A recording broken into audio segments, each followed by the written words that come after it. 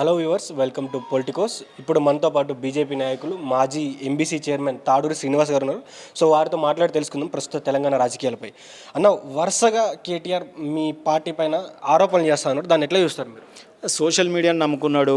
మీరు పోయి మైకులు పెట్టగానే ఆయన క్షిగం వస్తుంది, ఏదో ఒకటి చెప్తా ఉన్నాడు. ట్విట్టర్లో పెట్టడం, వెనకకు తీసుకోవడం, సోషల్ మీడియాలో చెప్పడం, నాలుగు ఖర్చుకోవడం, మైకులు నాలుగు కనిపించగానే ఆయన ఇటువంటి మాటలు మాట్లాడడం.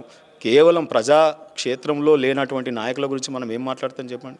ప్రతిపక్ష నాయకుడు కేసీఆర్ గారు ఫామ్ హౌస్కే పరిమితం, ఈయన ఓన్లీ సోషల్ మీడియాకు పరిమితం. ప్రజలలో ఉన్నది, తిరుగుతున్నది, పోరాడుతుంది. ఈ కాంగ్రెస్ ప్రభుత్వం యొక్క చేస్తున్నటువంటి దమనకాండని ఎదిరిస్తున్నది బీజేపీ పార్టీ. ఇవాళ అనేక అంశాలలో ఇవాళ హెచ్సియు దగ్గర మేము ఫీల్డ్ మీద మా ఎమ్మెల్యేలు పోరాడుతూ ఉన్నారు, అసెంబ్లీలో పోరాడుతూ ఉన్నాం, ఢిల్లీలో పార్లమెంట్లో పోరాడుతూ ఉన్నాం. ఇవాళ బీజేపీ పార్టీ అనేక కాంగ్రెస్ తప్పిదాలని ప్రజల దగ్గర తీసుకుపోతూ ఉన్నాం. సో కాబట్టి ఇక్కడ కేటీఆర్కు బీఆర్ఎస్ పార్టీకి ఎటువంటి స్థానం లేదు. సో హెచ్సి భూముల విషయం వచ్చింది కాబట్టి, సో కేటీఆర్ ఏమంటున్నాడంటే, ఏదైతే ఈ 170 కోట్ల బ్రోకరేజ్ ఫీజు ఇచ్చారో ఆ బ్రోకర్ని అయితే బీజేపీ ఎంపీఏ పట్టుకొచ్చాడు అంటుండు. మరి ఏమంటారు దీనిపైన? అరే రేపు కోర్టులో చెప్పరాదు. నువ్వు ఉన్న కాలంలోనే కదా కాంపౌండ్ వాళ్ళు గులగొట్టింది, రోడ్ వేసింది, బహుళ అంతస్తుల భవనాలు వచ్చినాయి. అవన్నీ కూడా మేము బయట పెడతాం రాబోయే కాలంలో. ఇవాళ 111 జీవో ఎందుకు తీసినావు, ఎవరెవరికి ఉపయోగమైంది, ఇవాళ నువ్వు ఎక్కడెక్కడ భూములు, ఎండోన్మెంట్ భూములు ఎట్లా కాజేసిరు, ఏ భూములను ఎట్లా వేలం చేసినావు. ఇవాళ నీ బడ్జెటే కదా 25,000 కోట్ల రూపాయలు చూపించినావు కదా. భూములు అమ్మితే తెలంగాణ భూముల్ని వలస పాలకులు అమ్మిరని చెప్పి తెలంగాణ పోరాటం చేస్తే నువ్వు వచ్చినాక చేసిన ఉద్దారకమే ఉంది. నువ్వు భూములు అమ్మే ప్రభుత్వాన్ని నడిపినావు, నువ్వు సారా అమ్మి ప్రభుత్వాన్ని నడిపినావు. నువ్వు ఘనకీర్తి ఏముంది. ఇవాళ తెలంగాణ పోరాటం చేసి మనం ఈపులు వలగొట్టుకొని తెలంగాణ తెచ్చుకున్నది. ఇవాళ విద్యలో కూడా ప్రైవేట్ యూనివర్సిటీలు 75 ఏళ్ళ తెలంగాణలో ఎన్నడన్నా చూసినామా? ఇవాళ నీ దగ్గర మంత్రి పదవులు ఇచ్చినావు, వాళ్ళకి పప్పు బెల్లాలు లెక్క యూనివర్సిటీలు పంచిపెట్టినావు. నువ్వు చేసినవి గివి కదా ఘనకార్యాలు. ఇక నువ్వు యూనివర్సిటీని కాపాడుతావా? ఉస్మాన్ యూనివర్సిటీలో ఆ రోజు ఎవరు డబుల్ బెడ్రూమ్లు కడతామని పోతే విద్యార్థులు తరిమి కొట్టారు కదా ఆ రోజు బీఆర్ఎస్ పార్టీని. ఇలా పర్యావరణం గురించి మాట్లాడుతూ కాసు బ్రహ్మానందరెడ్డి పార్కులో నెమళ్ళు తిరుగుతున్నాయి, నువ్వు తెలంగాణ భవన్ కట్టుకున్నావు. నువ్వు ఈరోజు కాసు బ్రహ్మానందరెడ్డి పార్కుని చేస్తే పర్యావరణవేత్తలు ఉద్యమిస్తే కదా నువ్వు వెనకకు పోయినావు. అనేక కార్యక్రమాలు మీరు చేసి ఏమో అంటారు చూడు, ఈరోజు చేసేది నువ్వే, మళ్ళీ బొబ్బ పెట్టేది నువ్వే. నీ మాటలు ఎవరు నమ్మరు, మీది అయిపోయింది. ఇంకా మీరు అవుట్డేటెడ్ ఎక్స్పైర్డ్ ట్యాబ్లెట్స్ మీరు. అన్న, ఇంకో విషయం ఏమంటున్నాడంటే, ఇప్పుడు ఏదైతే హెచ్సి భూములు వేలం వేస్తే మీ బీజేపీ నాయకులు కూడా కొంటారు, వీళ్ళు బయట కావాలని ముసలి కన్నీరు గారిస్తున్నారు, లోపల మాత్రం వీళ్ళకు హెచ్సి పైన ఎలాంటి ప్రేమ లేదు. వీళ్ళు కూడా ఏదైతే ఈ స్కామ్ జరుగుతూ ఉందో 10,000 కోట్ల స్కామ్, వీళ్ళ సంబంధించిన వ్యక్తుల హస్తం కూడా ఉందని చెప్తా ఉన్నాడు. ఇక్కడ హస్తం పార్టీ మీద పోరాడు, హస్తం గుర్తుతో చేస్తున్నటువంటి రేవంత్ రెడ్డి గారి మీద పోరాడు.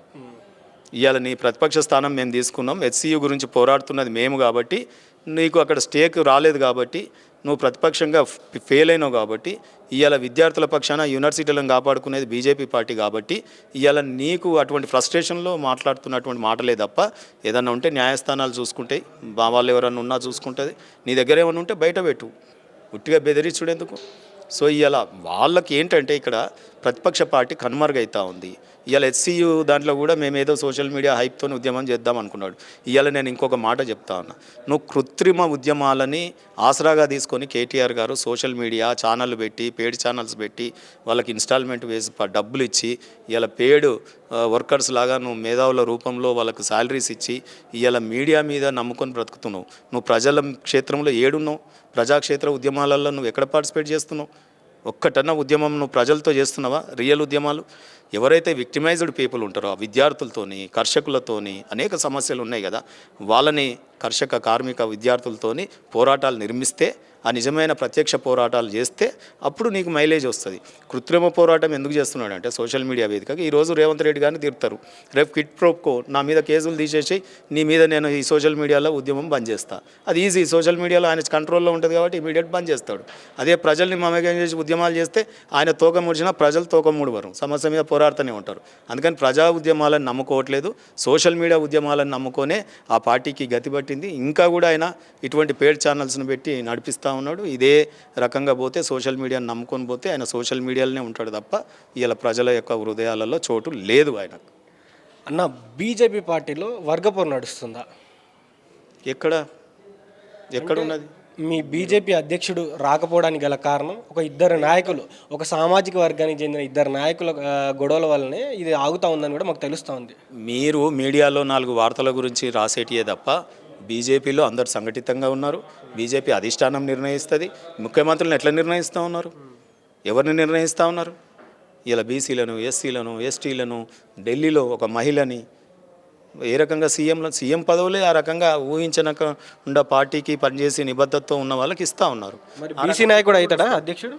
ఎవరవుతారు అనేది చూస్తారు కదా, ఇక చూడబోతు ఎందుకు, త్వరలో చూస్తారు. దాని సమయం వచ్చినప్పుడు మీకే ప్రకటిస్తారు కదా, ముందు మీ టీవీలో చూసే మాకు తెలుస్తుంది కదా. సో ఆ రకంగా రేపు పార్టీ నిర్ణయిస్తుంది దానికి. సో ఇప్పుడు ఏప్రిల్ 14న ఏదైతే మీరు చేపడుతున్నటువంటి కార్యక్రమం ఏదైతే ఉందో అంబేద్కర్ జయంతి ఉత్సవాలు అనేవి, సో వాటి గురించి తెలంగాణ ప్రజలకు ఏం చెప్తారు? అంబేద్కర్ ఉత్సవాలు మనం ఘనంగా జరుపుదాం. ఆ అంబేద్కర్ రచించిన రాజ్యాంగంతో ఈరోజు మీకు పత్రికా స్వేచ్ఛ కానీ ప్రజల యొక్క హక్కులు కానీ కాపాడబడతా ఉన్నాయి. అందుకు బీజేపీ పార్టీ మేము అంబేద్కర్ గారికి ఈ జయంతి ఉత్సవాలను దేశవ్యాప్తంగా ఘనంగా నివాళులర్పించే కార్యక్రమం తీసుకున్నాం. ఇవాళ గ్రామంలో అంబేద్కర్ విగ్రహం ఎక్కడుంటే అక్కడ బీజేపీ శ్రేణులు అక్కడ వాలిపోయి ఆ విగ్రహాలను శుభ్రపరిచి వారికి గార్లాండ్ చేసి అక్కడ మిఠాయిలు పంచి అక్కడ సెమినార్లు ఇవాళ అనేక మంది ప్రజల్ని అక్కడ మమేకం చేసి సెమినార్లు నిర్వహించి రాష్ట్రంలో నుండి మంత్రులు కానీ ఎమ్మెల్యేలు కానీ ఎంపీలు కానీ అందరూ వెళ్ళి ఈ కార్యక్రమాలను దిగ్విజయపరుస్తూ ఉన్నారు.